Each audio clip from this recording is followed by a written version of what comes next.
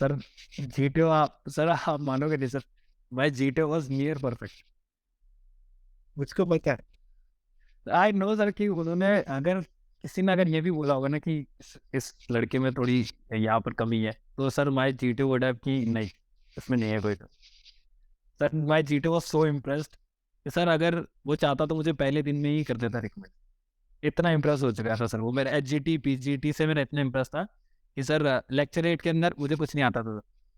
हाँ। मुझे चारों के चारों टॉपिक नहीं आते थे सर। मैंने वो कार्ड देखा और बाहर गया और जेब में रख लिया था उस कार्ड को, क्योंकि मुझे पता था ये चारों ही नहीं आते मुझे। Any commander, any officer, check on me, even to the peril of my life. तो हेलो एवरीवन, मैं विपुल कुमार शर्मा आज एक और रिकमेंडेड कैंडिडेट का इंटरव्यू में लेके आया हूँ। तो जल्दी से हम ये देखते हैं कि कैंडिडेट है कौन, राइट। इसके बारे में थोड़ा सा हम क्वेश्चन पूछते हैं so that will get to know कि अगले आधा एक घंटे में हमें क्या सीखने वाले हैं और हम किससे सीखने वाले हैं।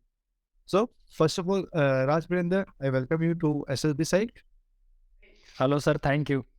ओके, सो राज, पहले मुझे ये बताओ तुम कौन से अटेम्प्ट में रिकमेंड हुए। Sir I was recommended in 7th attempt, और इससे पहले मेरे 5 स्क्रीन आउट हैं और एक कॉन्फ्रेंस आउट है सर। ओके, और फिर 7th अटेम्प्ट में तुम रिकमेंड हो गए। Yes sir. और तुमने एनडीए कितनी बार क्लियर किया है? सर एक भी बार नहीं किया सर। सीडीएस कितनी बार क्लियर किया है? सर एक भी बार नहीं किया सर। और एफकैट कितनी बार किया है? सर एफ कैंट मैंने 3 बार क्लियर किया है सर। तीनों बार निकाल दिए। हाँ सर, तीसरी बार में रिकमेंड हो गया था सर। ओके, सो गाइस, मैं आपको बताना चाहता हूँ कि आज हम राजवेंद्र राठौर का आप इंटरव्यू देखने वाले हो, जिसके अंदर he got recommended in his 7th attempt and he got recommended from 3 FSB candidate. मैं आपको थोड़ा सा बताया था, बाय प्रोफेशन राज एक फुटबॉल कोच है, राइट। एंड इन्होंने भी जस्ट लाइक आपकी ऐसी ही कहानी है ना। आप लोगों को ये इंटरव्यू इसलिए देखना चाहिए क्योंकि राज में और आप में अंतर सिर्फ एक चीज का होगा इस टाइप पे, नॉलेज, स्ट्रेटेजी एंड डायरेक्शन। 1 घंटा ये इंटरव्यू देखो एंड गाइस, मैं आपको ये बताना चाहता हूँ कि जो आप लोग इतनी मेहनत कर रहे हो ना, आप सबको डायरेक्शन की जरूरत है और वो इस इंटरव्यू से आप लोगों को मिल। So Raj, let's start with our interview experience, right. जो तुम्हारा तुम गांधीनगर में गए, तो ये बताओ कि गांधीनगर में जाने से पहले तुम्हारी कैसी फीलिंग थी कि इस बार क्या हो सकता है, नहीं हो सकता? सर इस बार सर मेरी सेकंड कॉन्फ्रेंस थी सर ये। तो सर फर्स्ट कॉन्फ्रेंस के अंदर आई नो कि मैं क्यों आउट हुआ था। अच्छा। और इस बार मैंने तैयारी कर ली थी कि बोले कि हाँ कॉन्फ्रेंस तक जाएंगे तो प्रिपरेशन अच्छी ही करके जाएंगे। एक्चुअली हुआ क्या था सर, कॉन्फ्रेंस के बाद के अंदर मैंने प्रिपरेशन इतनी ज़्यादा फोकस कर the second part of the SSB पे कि मैं स्क्रीन आउट ही हो गया अगले अटेम्प्ट के अंदर। हाँ। तो तो फिर मैंने देखा कि हाँ दोनों फेजेस को इम्पोर्टेंस देना बहुत इंपॉर्टेंट है। तो सर इस बार स्क्रीनिंग की भी उतनी अच्छी प्रिपरेशन करी थी, और सेकंड फेज की तो सर मैंने कंटिन्यूस प्रिपरेशन हमेशा चालू ही रखी थी सर। और पिछली बार जो मैंने गलतियाँ करी थी सर, इस बार बिल्कुल नहीं दोहराई सर मैंने। तो इस बार काफ़ी कॉन्फिडेंट था सर। तो अच्छा, तुम मुझे एक बात बताओ, जब तुमने बोला कि अच्छा इसके पास मैंने सेकंड स्टेज की इतनी तैयारी की, मैं स्क्रीन आउट हो गया, तो तुमने स्क्रीनिंग की तैयारी किस तरीके से की? सर स्क्रीनिंग की सर सबसे पहले तो मैंने फोकस करा कि क्या मेरे हाथ में है। तो मैंने सबसे पहले स्क्रीनिंग प्रोसेस को जिस प्रोसेस में है उसी प्रोसेस में डिवाइड किया है sir. Sir O A R मेरे हाथ में है सर। मैं जितना प्रैक्टिस करूँगा उतना ही रिजल्ट मिलने वाला है सर मुझे। और नरेशन मेरे हाथ में आने वाला है, और स्टोरी राइटिंग मेरे हाथ में है। जीडी मेरे हाथ में नहीं है सर। जीडी में कोई सा भी कैसा भी ग्रुप आ सकता है। सो एक डाइसी सा चीज़ होती है सर कि आपको पता है जीडी आपकी कैसी आएगी। जीडी में कुछ भी हो सकता है। तो सर मैंने सोचा कि जहाँ से रिटर्न ऑन इन्वेस्टमेंट ज़्यादा है वहाँ पर फोकस करा जाए। तो सर मैंने इन 3 चीज़ों पे बहुत रिटर्न रिटर्न ऑफ इन्वेस्टमेंट की। हाँ सर कि अगर मेहनत कर रहे हैं तो रिटर्न तो चाहिए चाहिए। हाँ। तो सर मैंने नरेशन और राइटिंग ऑफ द स्टोरी और ओएआर पे बहुत ही अच्छी प्रैक्टिस कर ली। और जब जीडी की बारी आई, लेट्स टॉक अबाउट कि ये तैयारी कैसे की, क्योंकि इस टाइम पे मैक्सिमम लोग पीपीटीटी की तैयारी करते हैं and everyone wants to get screening by hook and crook, right. They want to know कि यार राज तुमने कैसे तैयारी की, क्योंकि यार तुम तो 5 बार स्क्रीन आउट हो चुके हो। सर स्क्रीन आउट में तो हाँ सर काफ़ी एक्सपीरियंस है स्क्रीन आउट होने का। तो या मैंने सर ओएआर के अंदर तो सर स्टैंडर्ड है सर। आप ऑनलाइन से काफ़ी सारी मिल जाएंगी सर आपको शीट्स, जैसे आप OR प्रैक्टिस कर सकते हो, बुक्स हैं OR की, उनसे आप प्रैक्टिस कर सकते हो और आपके फ्रेंड्स की हेल्प ले सकते हो। और सर अगर आप एफकेट की प्रिपरेशन कर रहे हो तो आपकी मैथ्स तो प्रिपेयर हो ही जाती है, तो सर OR आई थिंक इतनी बड़ी प्रॉब्लम नहीं होती है। फिर आती है सर बारी PPTT की।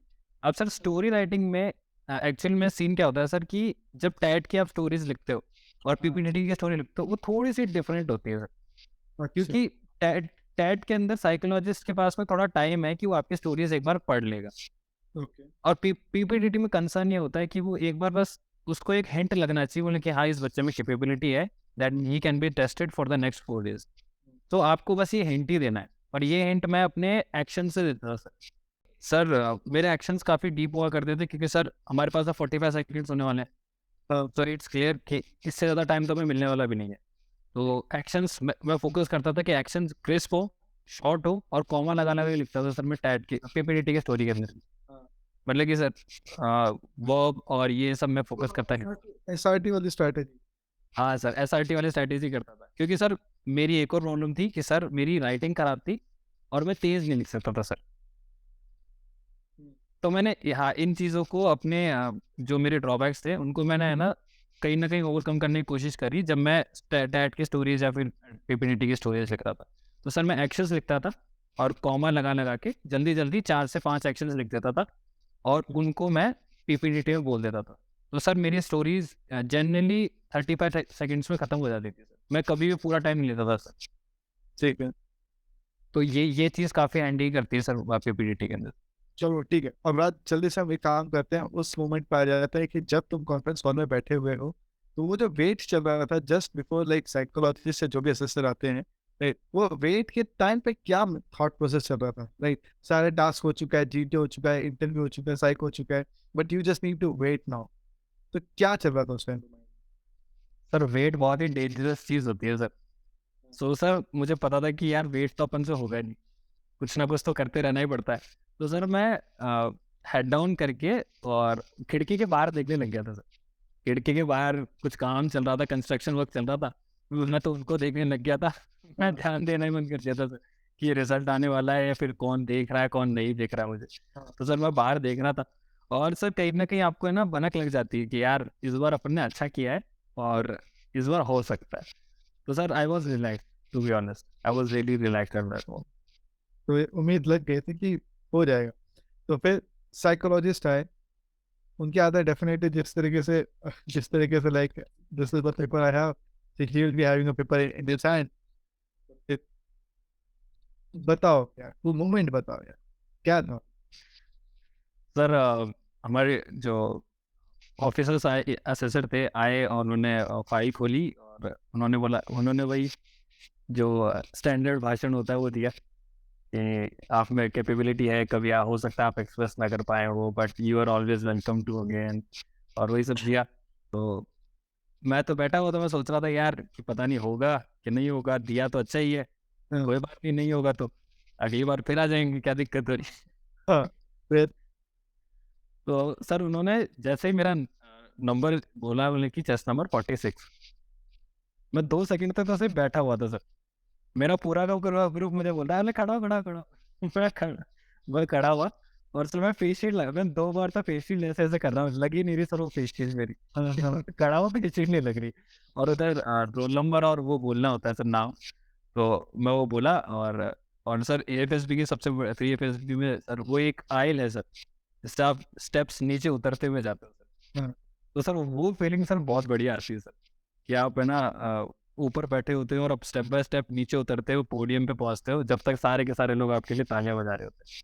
सर वो सबसे बढ़िया फीलिंग होती है सर गांधीनगर के अंदर सर, वो बहुत ही अच्छी फीलिंग थी सर।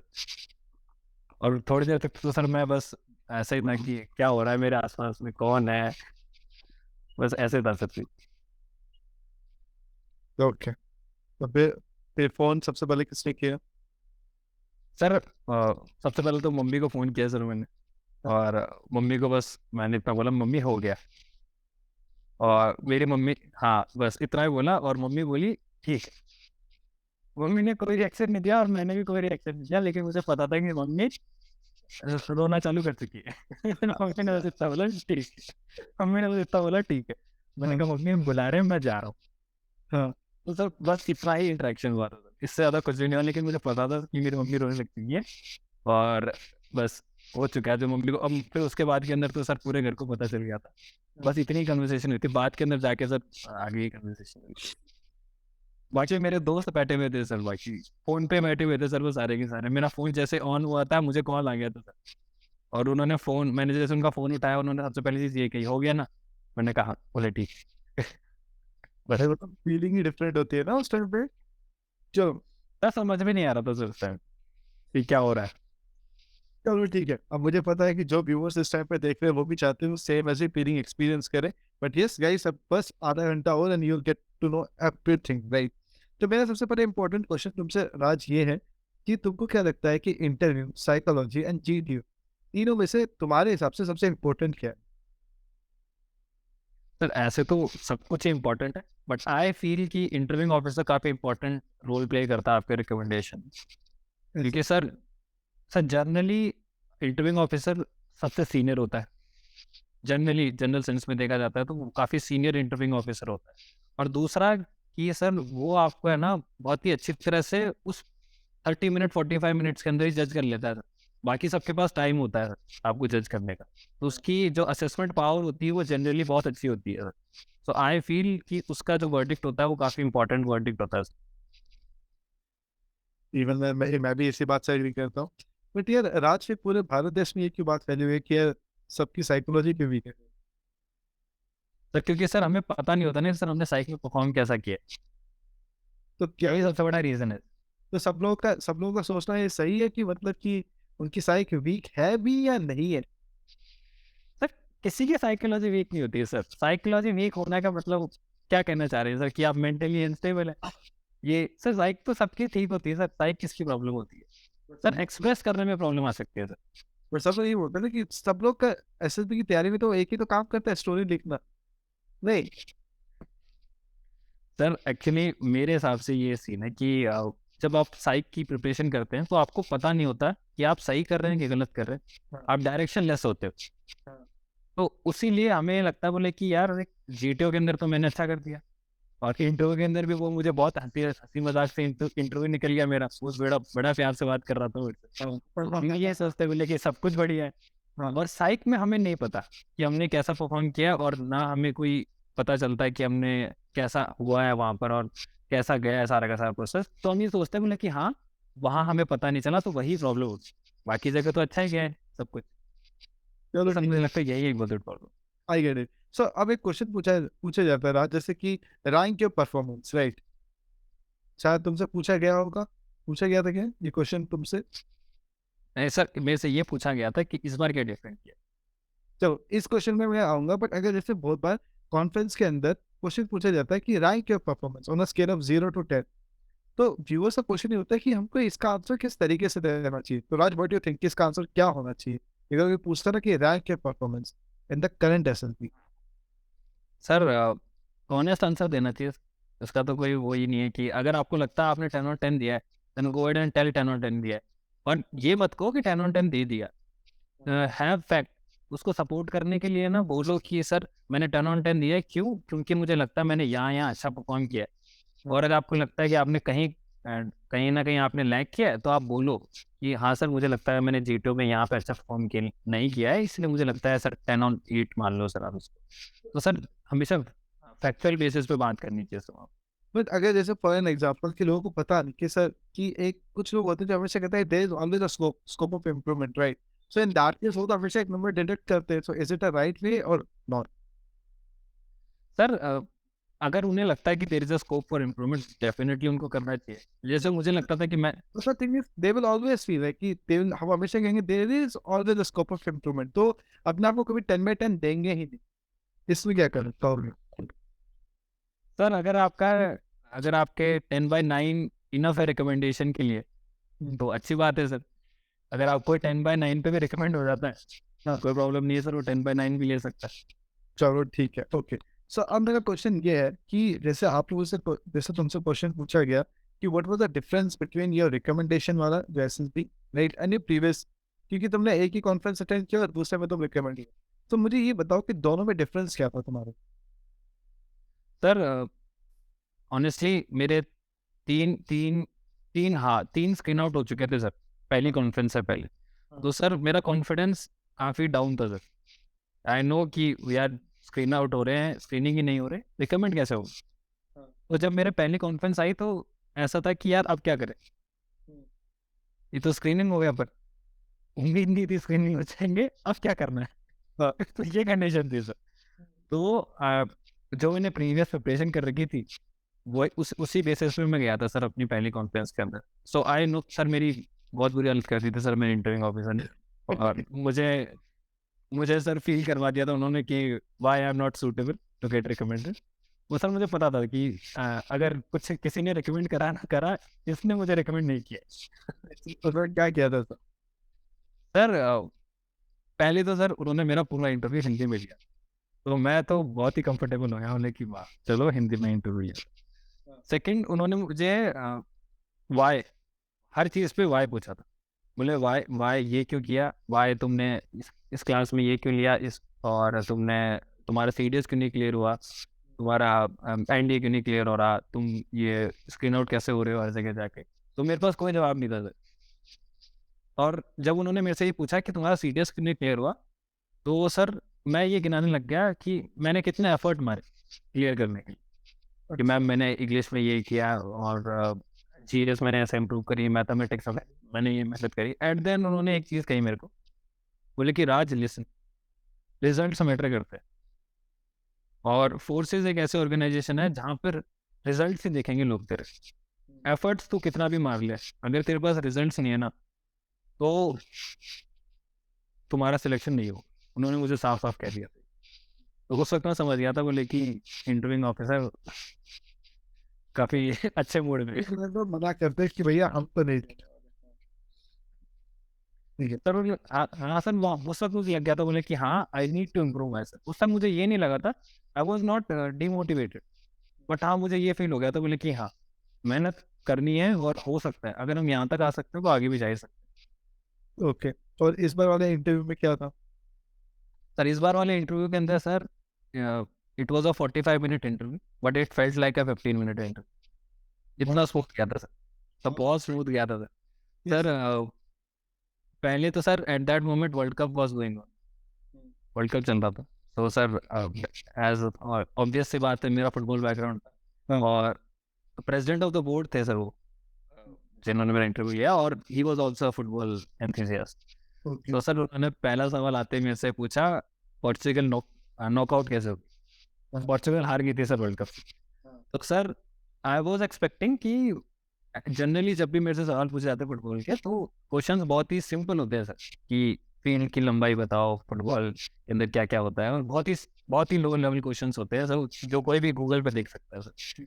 उन्होंने जैसे ही देखा फुटबॉल कोच वाला सीन है, तो वो फॉर्मेशन पे चले गए सर, अच्छा। कि कौन सी फॉर्मेशन थी, और बहुत डीप चले गए सर स्टैट, कि कौन सी फॉर्मेशन में खेल रहे थे। और उनका पहला सवाल ये था कि पोर्चुगल आउट क्यों हो गई, पोर्चुगल आउट कैसे हो गई।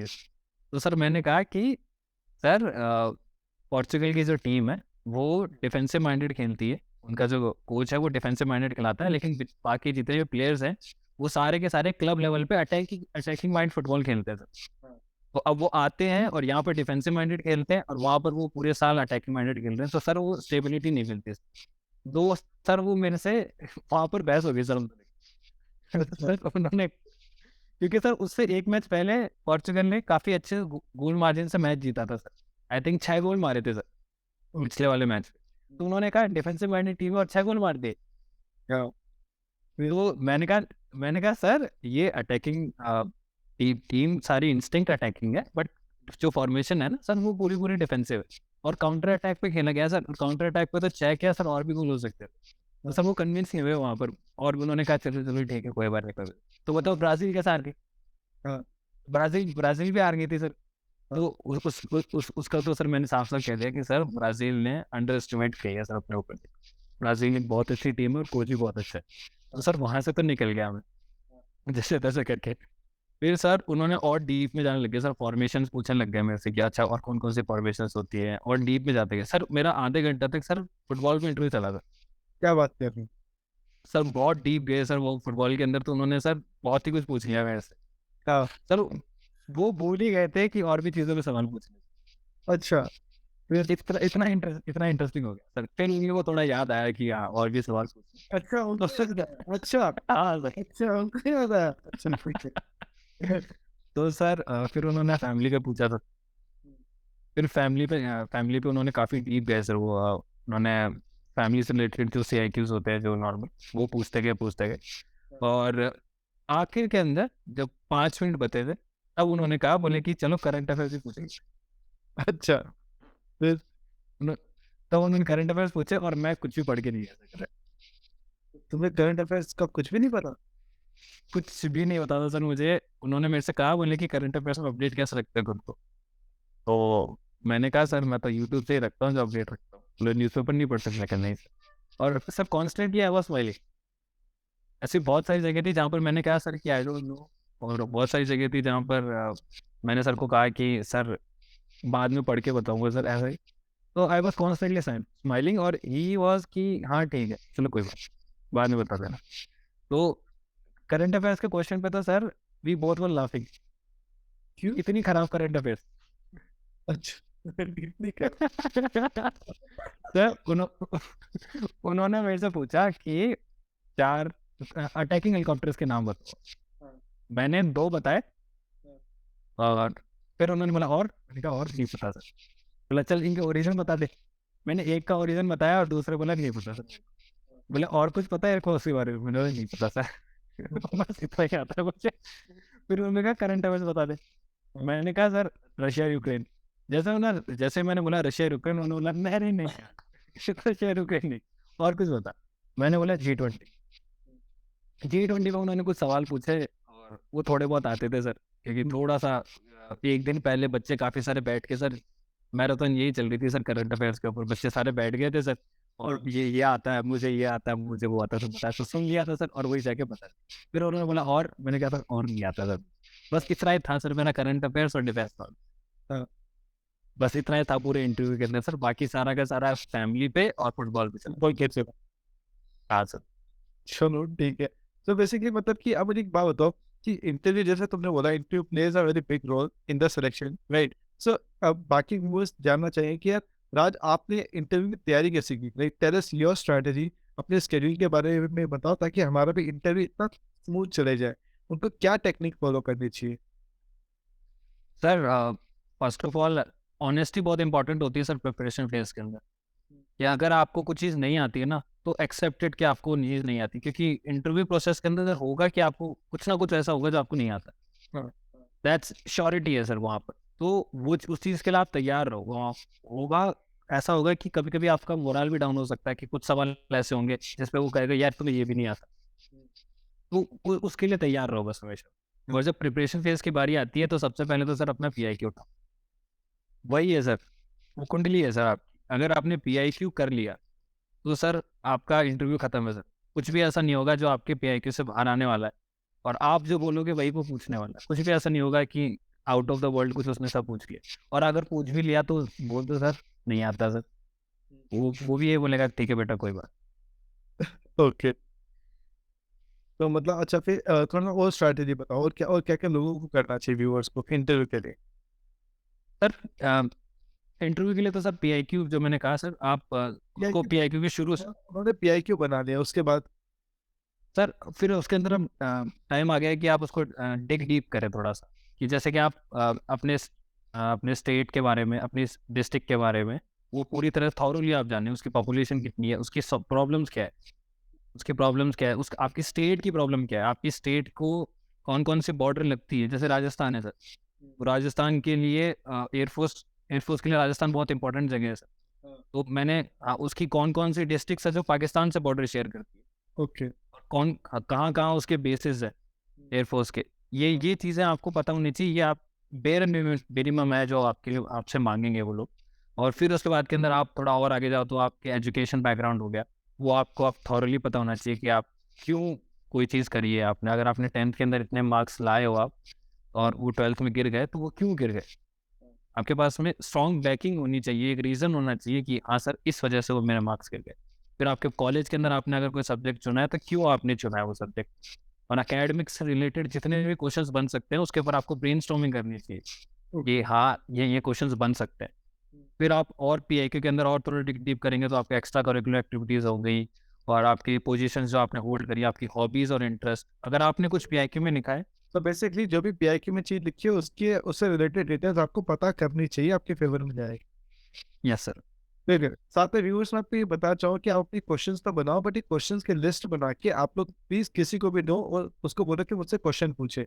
गाइस अपने में प्रैक्टिस करो, देखना यू विल लव इट। अब मुझे ये बताओ कि एक क्वेश्चन कि जैसे तुमने एसएसबी साइक से गाइडेंस की, so what is the most special thing that you like about SSB side? Sir SSB साइक बहुत ही नेचुरल था सर।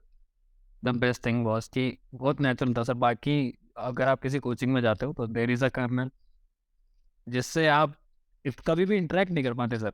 वो एक बैरियर रहता है सर, एक स्टूडेंट का और एक कर्नल का। इधर ही इज़ अ कर्नल और एक लिमिट में रहना होता है उन्हें कि कर्नल है, इतना नहीं बोलना, इससे कम बोलना, ये सवाल पूछ लिया तो डांट दिया जाएगा, ये सवाल नहीं पूछना। तो एक वो लिमिट रहती है और आप थोड़ा सा है ना आप अंदर रहते हो, अपने शेल के अंदर रहते हो। बट एसएसबी साइक में था सर कि थोड़ा है ना बहुत ही चिल एनवायरनमेंट था। तो अगर आपने कोई फालतू सवाल पूछ भी लिया है तो कोई बात नहीं कि फालतू सवाल सभी पूछते हैं, तो एक फालतू सवाल ठीक है, कोई बात है। तो सर और काफ़ी रिलैक्स एनवायरनमेंट था सर। वही एक चीज़ थी जो शायद मैं लैग कर रहा था अपनी प्रिपरेशन के अंदर, कि थोड़ा रिलैक्स एनवायरनमेंट चाहिए था कि अपनी प्रिपरेशन थोड़ी ऐसे लोगों के बीच में रखना जो आपको सपोर्टिव दें, सब सपोर्टिव रहें और काफ़ी रिलैक्स तरीके से आपको प्रिपरेशन करवाएं। तुम्हें सबसे बेस्ट कौन क्या क्या पार्ट लगा एसएसबी साइक में? साइक, इंटरव्यू, जीटीओ, एक ही बता रहे हैं। और सर क्यों? मुझे जीटे लगा सर।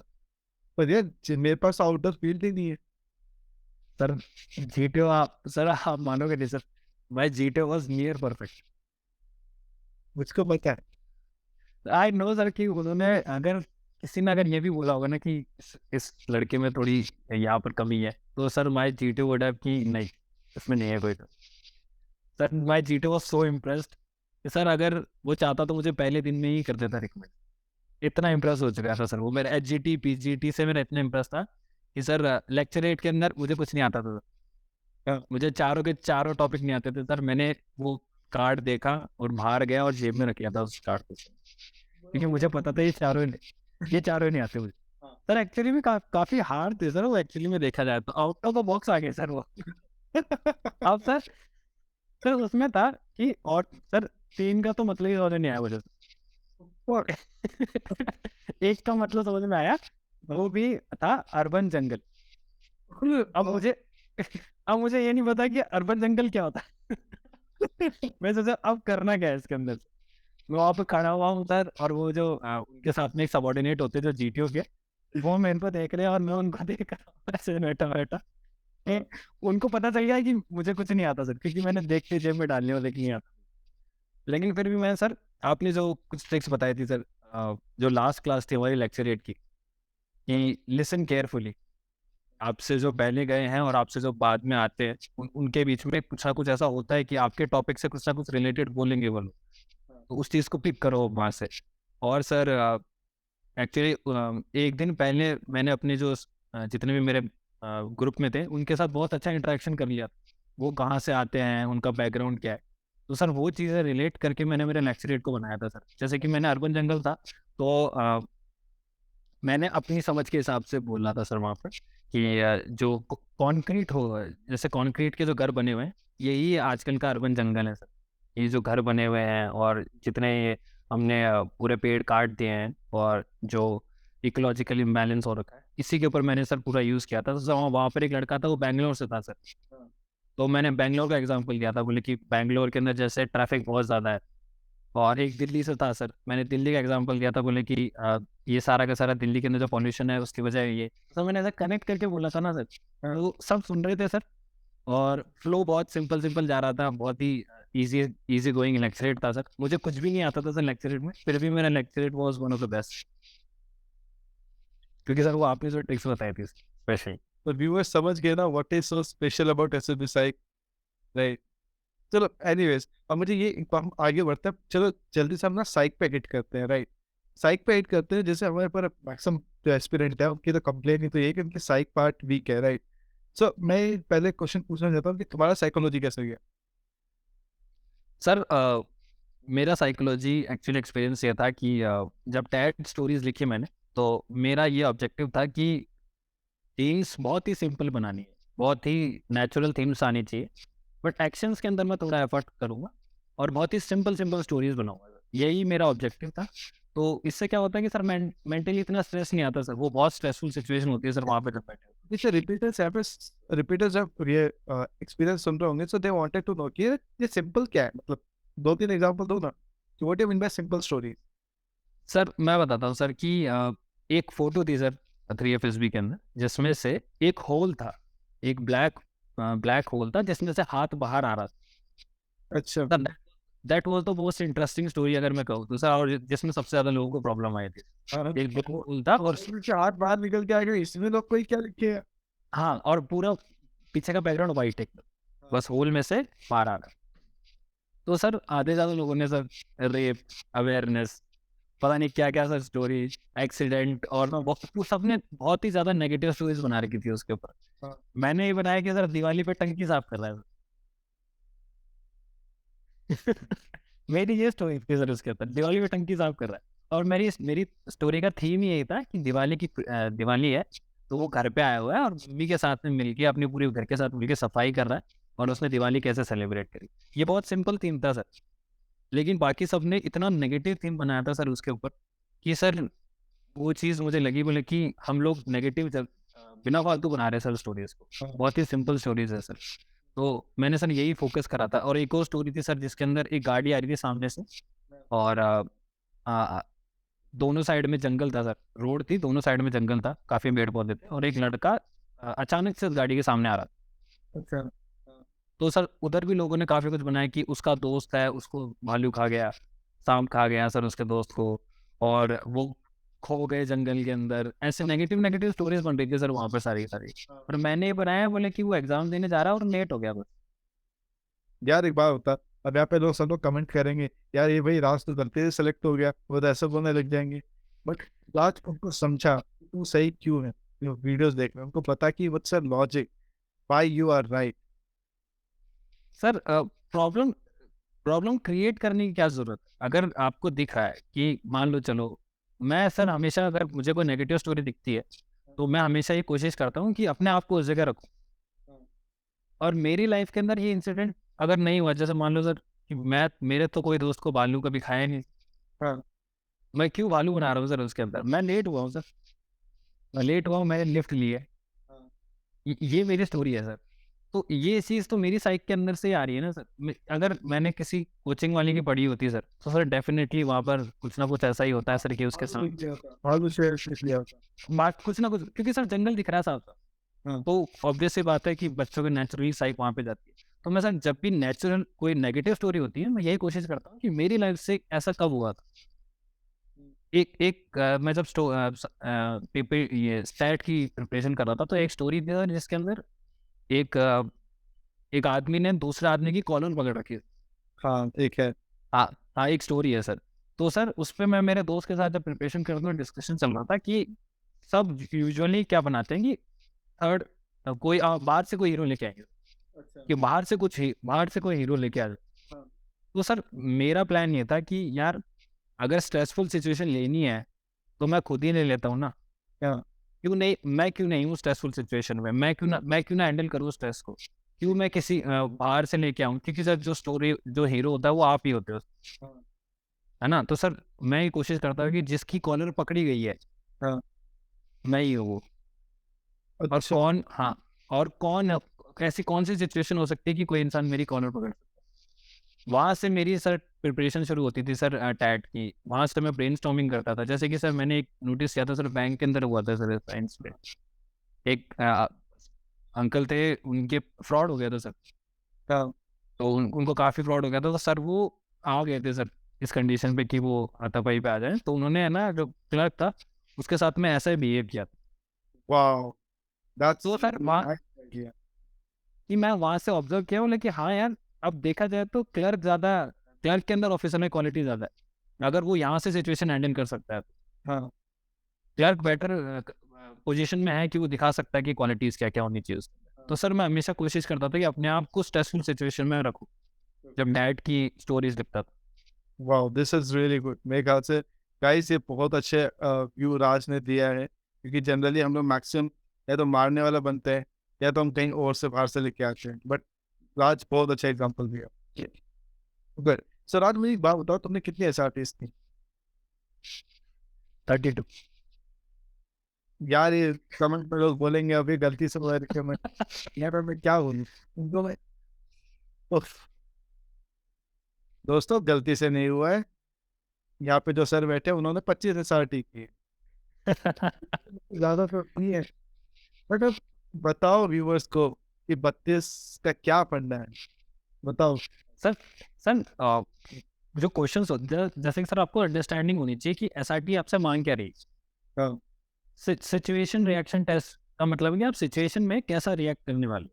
अगर आपने 32 एसआरटीज, जैसे मैंने 32 करी, आपने 25 करी, अगर आपने 32 एसआरटीज में ऐसा लिख दिया है, कन्विंस कर दिया है साइकोलॉजिस्ट को कि बोले कि हाँ तू मुझे कोई भी सिचुएशन दे, मेरे रेस्पॉन्सेज बहुत ही लॉजिकल और बहुत ही प्रैग्मेटिक होने वाले, तो सर वो कन्विंस हो जाएगा। अगर आपका जैसे कि सर बैट मैंने काफ़ी करे सर, 57 बैट करे सर, ओके। तो काफ़ी बैट कर दिए सर, तो सर उसको पता है वो 60 करने चाहिए, बट ठीक है। ना सर, वो एक 2-3 सर छूट गए थे सर, मैंने कहा ना सर मेरी राइटिंग स्पीड इतनी अच्छी नहीं है सर। हाँ। हाँ तो सर हुआ क्या कि मुझे पता था बोले कि एसआरटीज के अंदर वो क्वालिटी ऑफ रेस्पॉन्सेज पे देख रहा है कि क्वालिटी क्या है रेस्पॉन्स की, है ना। क्योंकि होता क्या है कि हम छोटी छोटी डिटेल्स मिस कर देते हैं एसआरटीज के अंदर। हाँ। बहुत छोटी छोटी डिटेल्स होती है जिनको हम मिस कर देते हैं, और वही चीज़ होती है कि एसआरटीज के अंदर आपके पास में आप सर मिनी टैट बोल सकते हैं आप, एसआरटी मिनी टैट कह सकते हैं सर आप उसे, कि टैट के अंदर जैसे एक्सीडेंट हो जाता है, तो जो एक्सीडेंट वाली स्टोरी है वो सर एसआरटी है सर, वो बस उसके एक्शंस को लिख दो वहाँ पर, वही एसआरटी हो गई आपकी। तो सर क्वालिटी बहुत इंपॉर्टेंट है सर, कि आप है ना हर प्रॉब्लम को 1 बाय 1 एड्रेस कर रहे हैं। एक एसआरटी के अंदर 2 से 3 प्रॉब्लम्स होती है, उसको आप 1 बाय 1 अगर आप एड्रेस करते हो तो उससे आपका रेस्पॉन्सेज है ना हमेशा एक क्वालिटी रेस्पॉन्स निकल के आएगा। ओके, चलो गुड। अब चलो एक काम करते हैं, हमने जैसे इंटरव्यू डिस्कस किया, हमने साइकोलॉजी डिस्कस किया, ये कॉन्फ्रेंस में तुमसे कुछ क्वेश्चन पूछे गए थे? यस सर, मेरे से एक क्वेश्चन पूछा गया था कि how you prepared different this time. तो सर मैंने पहला ये बोल दिया कि सर मैंने कोचिंग दी। हाँ। तो सर उन सबके सर उठ गए, उन सबके सर ऐसे नीचे थे, वो कुछ ना कुछ कर रहे थे, और उन सबके सर उठ गए, लाइक कि वो एक्सपेक्ट नहीं कर रहे थे कि मैं ये आंसर दे पाऊँ। हाँ। जबकि मैं आईयू को भी यही बोल के आया था कि मैं कोचिंग करता हूँ, और मैंने कहा था कि मैं एसएसबी साइक से कोचिंग करके आता हूँ। उनका पहला सवाल ये था कि साइकोलॉजी कोचिंग कराते? हाँ। मैंने कहा नहीं सर, सभी चीज़ की कोचिंग कराते। और फिर उन्होंने पूछा कितने दिन की होती है, कितने घंटे होती है, मैंने कहा ओके। उन्होंने कहा ठीक है कोई प्रॉब्लम। हाँ सर पता क्या है? फिर ठीक है, कैसे दिन? तो सर कॉन्फ्रेंस में मैंने जो पहले ही बोला कि मैं कोचिंग लेके आया, तो सर उन सबके सर उठ गए। फिर मैंने कहा कि सर इंट्रोस्पेक्शन हुआ है, रेट्रोस्पेक्शन भी किया है सर, मैंने अपनी राइटिंग इंप्रूव करी, और तब उन्होंने कहा ठीक है ओके चलो ये कर ली। बस ये एक सवाल था, अदरवाइज तो I think conference was good sir. तो मतलब कहने की बात है, क्लियर कट सिलेक्टेड हो, राइट? ओके, चलो देखो, अब तुमने मुझे जैसे लेक्चर की चीज़ तो बता दी, राइट, और लेक्चर के टॉपिक्स का भी तुमने बता दिया। अब मैं थोड़ा सा आउटडोर टास्क की बात करता हूँ। पीजीटी में तुमको कोई चैलेंजेस फेस हुए? सर एक मैं हाईलाइट करना चाहूँगा ये पॉइंट सर, कि जब जीटीओ बोलता है तो सुनना चाहिए सर। यही क्रक्स है सर, जीटीओ पूरी जो जीटीओ आउटडोर टास्क है ना, उनका क्रक्स यही है कि जब जीटीओ आपको कुछ ना कुछ ऐसा बोल देगा जो वो चाहता है आपसे। सर हमारा जो जीटीओ था उसने बहुत सारे इंस्ट्रक्शंस बोले, और वो बहुत तेज बोल रहे थे सर, कि सर उनकी जो बोलने का तरीका था उसमें फुल स्टॉप और कॉमन नहीं थे सर। क्योंकि वो एक बार चालू करते थे और वो खत्म करेंगे सर बात करते बीच के अंदर, अब तुम अपने हिसाब से देख जो मैंने बोल दिया। तो सर होता क्या है कि जो फ्रेशर्स होते हैं वो तो फिर भी थोड़ा सा कॉशियस होते हैं कि क्या बोला जा रहा है, सुनते हैं थोड़ा सा, या फिर कुछ लोग कोचिंग लेके आते तो वो वैसे भी नहीं सुनते सर, कि नहीं सुनना है। बाकी रिपीटर्स के साथ सबसे ज़्यादा होता है कि वो नहीं सुनते सर। 99% चांसेस है कि रिपीटर नहीं सुनेगा इंस्ट्रक्शंस क्या दिए जी, क्योंकि उसको पता है क्या दिया। हाँ। वो रूल्स बता रहा है। तो सर अगर ये सब मैंने सुना है सर। मैं बस खड़ा रहा, मैं कोशिश कर रहा था कि वो क्या बोल रहे हैं, मैं सुनने की कोशिश कर रहा था। और उन्होंने एक चीज़ बोली थी, बोले कि जेंटलमैन, अगर कोई टास्क कोई लड़का कर रहा है तो उसको करने देना वो टास्क। उन्होंने ये चीज़ कही और बहुत ही जल्दी कही सर उन्होंने। बहुत ही जल्दी से कह के और आगे बढ़ गए और मैंने पकड़ ली सर ये वहीं पे। मैं समझ गया था कि बोले कि सर मेरे से सर क्या क्या एक्सपेक्ट कर रहे हैं। वो सर यही कहते हैं कि सर जीटीओ के अंदर ग्रुप पहले आता है सर, टास्क बाद में। आपका ग्रुप ज़्यादा इंपॉर्टेंट है सर, टास्क तो कोई बात नहीं, टास्क तो हो जाएगा टास्क। तो यही हुआ था सर। पीजीटी 1 और 2 में मैंने एक भी आइडिया नहीं दिया सर।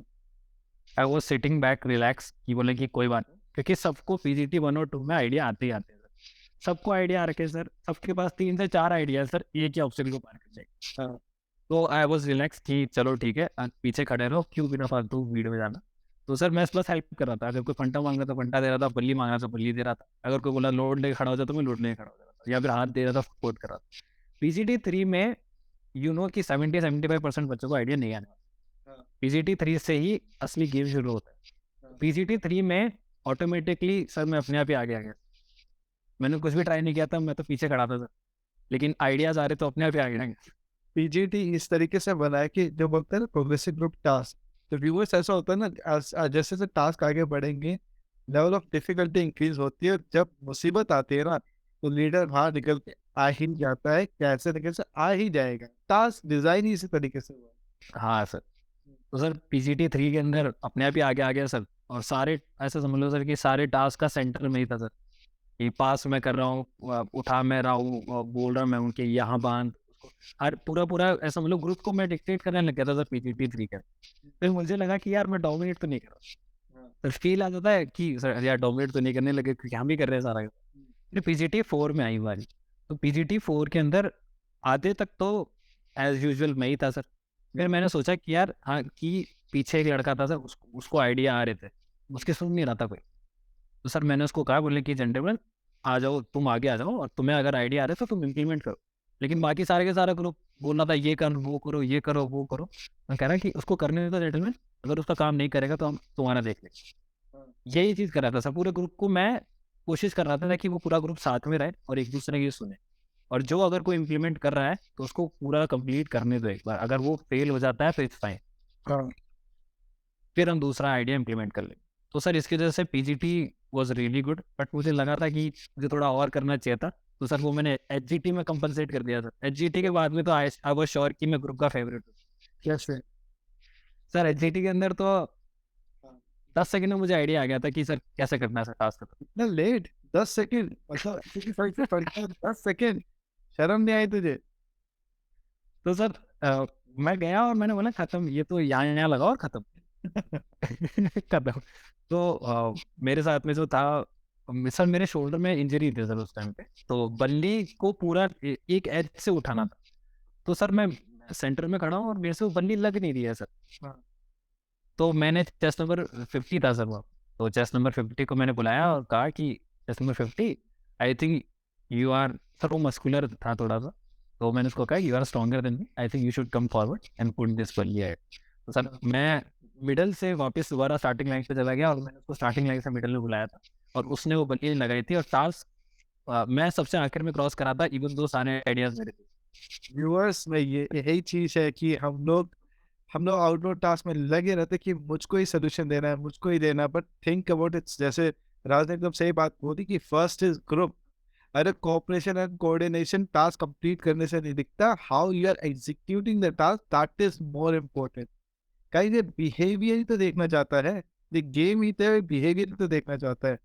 बट व्यूअर्स, चाहे तुमको बॉम्ब टास्क मिले या इजी मिले, फर्क नहीं पड़ता, क्योंकि बॉम्ब टास्क वाला भी कॉन्फिडेंस आउट होता है और जिसको इजी कमांड टास्क मिला वो भी रिकमेंड होता है। बट आपको टाइम लगेगा समझने के लिए। आप लोग ऐसे भी साइट ज्वाइन करोगे then you get to know कि यार चीजें इतनी क्लियर थी, मैं क्यों नहीं समझ पा रहा था। चलो, ओके राज, अब मुझे एक बात बताओ कि चले एक सबसे इम्पोर्टेंट क्वेश्चन कि फिश मार्केट वाला, नहीं, फिश मार्केट वाली सिचुएशन हुई थी, तो तुम्हारा फॉर्मूला क्या है, तुम्हारा क्या फंडा क्या है, कैसे हैंडल किया तुमने? सर फिश मार्केट में मेरा माइंड क्लियर था कि everyone wants to be heard. अब चाहते हैं कि उनको कोई ना कोई सुने बस। तो सर मैंने यही फंडा आजमाया था। जो सबसे ज़्यादा चिल्ला रहा था मैंने उसी को कहा कि gentleman let him speak. Sir जैसे ही उसने जैसे ही ऐसा बोलते हो ना कि जेंटलमैन लेट हिम स्पीक, जो चिल्ला रहा होता है ना सर वो भी शॉक हो जाता है एक बार कि यार देखने लग गए, क्योंकि वो इसी मोटिव से चिल्ला रहा होता है कि कोई मेरी सुन नहीं रहा है, और आप अचानक से अगर सारा का सारा मोमेंटम उसकी तरफ शिफ्ट कर दोगे तो वो एक बार रुक जाता है कि यार ये क्या हो गया। तो ये चीज़ हुई थी सर। तो ये चीज़ पीपीटीटी में करी थी सर मैंने।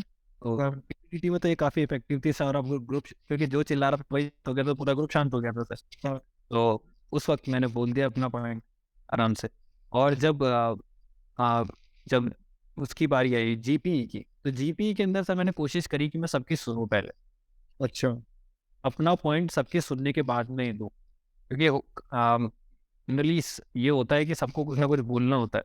हाँ। और अगर आप थोड़ी सी अंडरस्टैंडिंग रखो कि वो क्या बोलना चाह रहा है, तो सर अगर इतना तो कोई भी नहीं होता सर कि आपको ना बोलने दे सर। अगर आप थोड़ी सी अंडरस्टैंडिंग रखते हो तो लड़का बोलने देता है सर आपको जो भी होता है। तो इस सर ग्रुप के साथ इतने अच्छे डायनेमिक्स हो गए थे सर मेरे कि अगर मैं बोल रहा था तो ग्रुप सुन रहा था, क्योंकि मैं सुन रहा था सर ग्रुप। चलो गुड।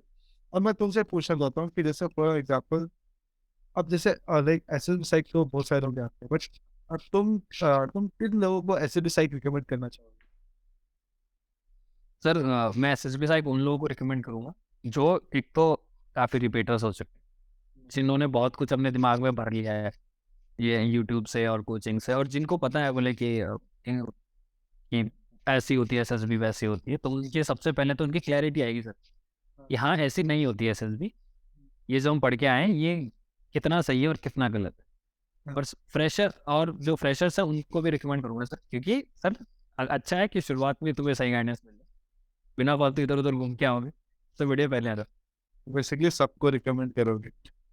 हाँ चलो, अब मुझे एक honestly I really want to know how exactly acid site helped you.